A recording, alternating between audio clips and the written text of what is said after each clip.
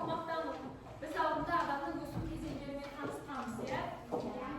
Бүгін бізде дұрыс тамақтанып үйренеміз. Мысалы, тамақтану, үйрену. Бүгін оқушылар өз пікірлерін сіздерді тыңдай отырып, қосымша мәлімет айтамын мен, және ол арқылы денсаулықты қалай сақтау керек, қалай дұрыс тамақ ішу керектігін үйренеміз. Сонымен, мысалы, бірінші байлық бізде денсаулық, иә? Бірінші байлық біздің денсаулығымыз. Деніміз сау болса, біз ауырмаймыз. Деніміз сау болу үшін біз бірінші дұрыс тамақтану керекпіз. Дұрыс тамақтану ережелері бар, иә? Сізде арнайы. Қазір мен айта кетемін, есімізде сақтаймыз, Гаухар, естімейміз. Бірінші, өз уақытында тамақтану керек. Таңғы ас ішу керек, түскі ас ішу керек, кешкі ас ішу керек. Және ас ішер алдында қолды не істейміз? Қолды жууымыз керек. Тамақтану кезінде теледидар қарауға болмайды, сөйлеуге болмайды, кітап оқуға болмайды асханада. Енді сосын тағамды асықпай жеу керек, асықпай шайнау керек. Денсаулықты сақтау үшін бізге бірінші күн тәртібін сақтау керек. Түсіндіңдер ме? Мысалы, біз не істейміз? Күнде таңертең тұрамыз, жаттығу жасаймыз, сабаққа келеміз, сабақ оқимыз, ұйықтаймыз, иә? Сосын дұрыс тамақтану керек, шынығу керек, зиянды әдеттер болмау керек. Және белсенді дене шынықтыруды ұстану керекпіз. Ал енді тақтаға қарай бізде көкөністер берілген, және оның әрқайсының пайдасы бар. Біз сонда жеміс пен жидектерді, көкөністерді көп жеу керекпіз, Кенесары. Біріншіден біз картошка, қызылша, сәбіз, помидор, пияз, қызанақ жесек, біздің оның жандары бар, иә? Мысалы, картошкада С, В, К витаминдері бар. Витаминдер бар. Бұл бізде екінші нан үшін, иә? Екінші нан, бізге картоп екінші нан сияқты болды. Қызылша бізде қанды көбейтеді, иә? Сәбіз бізде не істейді? Көздің көзін жақсартады. Пияз бізде не істейді? Әрине тұмаудан қорғайды. Қызанақ бізде қанды көбейтеді. Бұл суретте біз не көріп тұрмыз? Жемістер, көкөністер көріп тұрмыз, иә?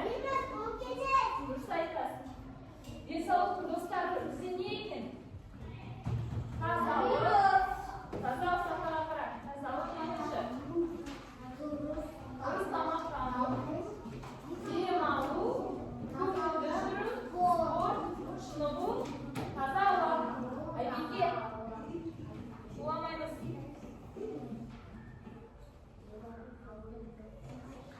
Қазір видео қосамын. Тақтаға қараймыз, видео көреміз.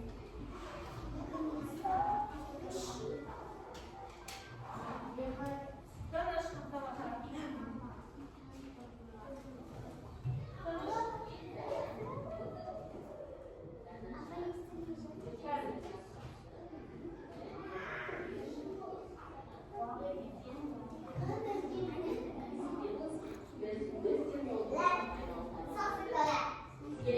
Ол қандай тағамды? Аз адамға күш беретін қуат көзі. Астықтың жүйесі ішкен астық қорытып, ондағы нәрлі заттарды бойымызға сіңіреді. Деніміз сау, мықты болып өсу үшін. Ағзаға нәрлі заттар көп қажет.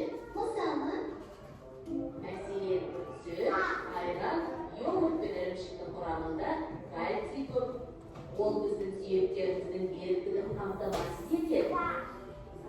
Көкөністер, жаңғақтар және бұршақтардың құрамында адамның терісіне, көзіне, шашына қажетті дәрумендер бар.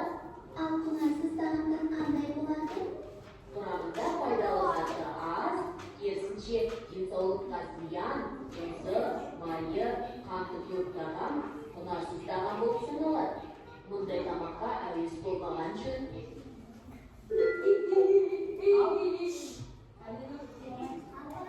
Ал енді байқадық. Сонда бізде зиянды тамақтар бар ма екен? Біз сол зиянды тамақтарды жемейтін боламыз. Қазір біз алдымыздағы дәптерді ашамыз. Алдымыздағы дәптерді ашамыз.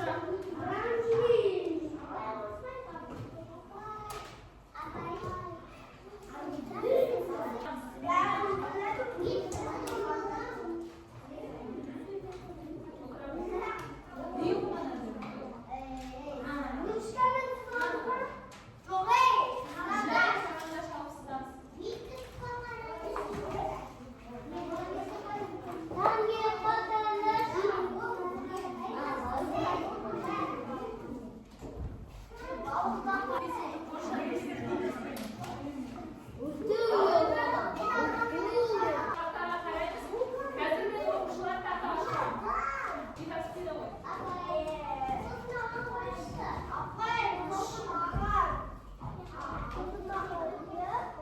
Qara, birinchi surat bo'ldi. Nonsiz taom